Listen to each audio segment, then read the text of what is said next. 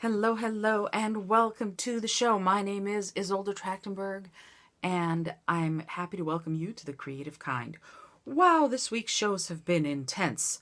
We're talking this week about creativity as an altered state of consciousness. I can't believe how much I believe that now. I'm going to have to seriously devise a study and make that happen because I think it's true. I think we lose time. I think we heal.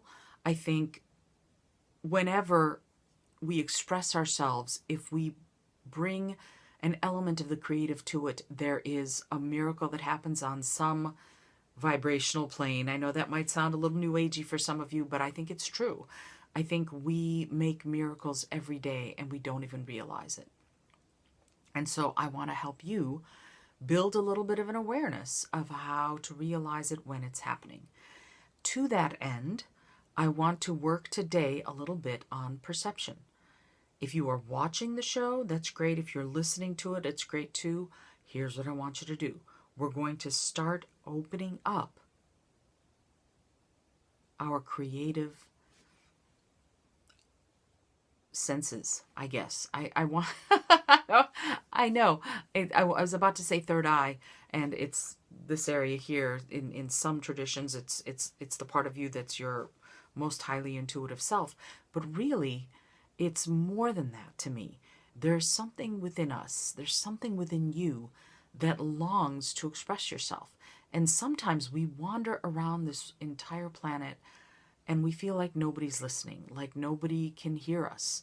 Even if we were standing and screaming, people would be in too much of a rush to pay attention. Look at that study that they did with Joshua Bell, one of the finest violinists, concert violinists on the planet. When Gene Weingarten from the Washington Post put Joshua Bell in L'Enfant Plaza metro stop playing his violin, his Stradivarius violin, to sort of as a street performer, didn't tell anybody he was there, didn't tell anybody what was going on, and he put him out there to just play. Joshua Bell, who rakes in $100 a seat in concert halls, made $32, in part because the vast majority of people during rush hour were too busy to stop and listen. They were in a hurry. They were passing by a maestro, a man who was at the top of his game, who's playing for them for free right there. They passed him by. They were too busy. And there was one woman who stopped and she sort of backed up to a wall and she stood there and just, mouth hanging open apparently, and just listened.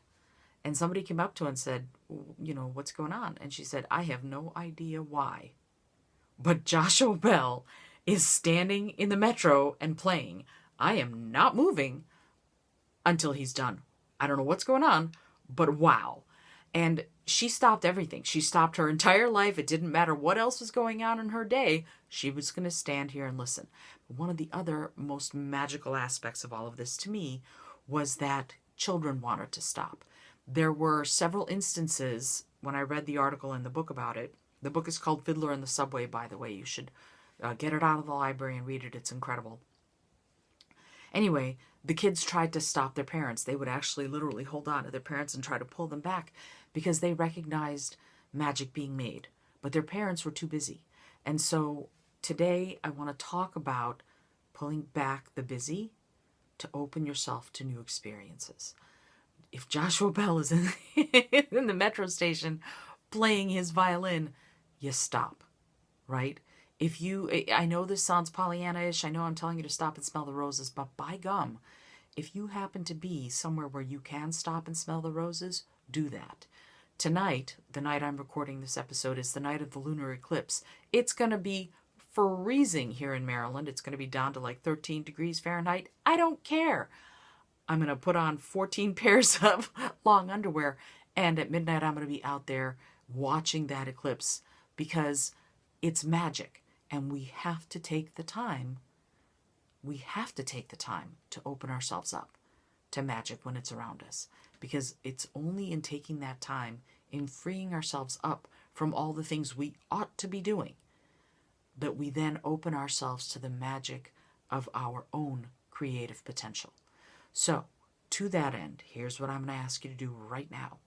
I want you to, once again, sit down, feet flat on the floor, in a chair, hands on your thighs, relax, put your spine nice and straight, roll your shoulders back, and I want you to just breathe. I want you to inhale and exhale.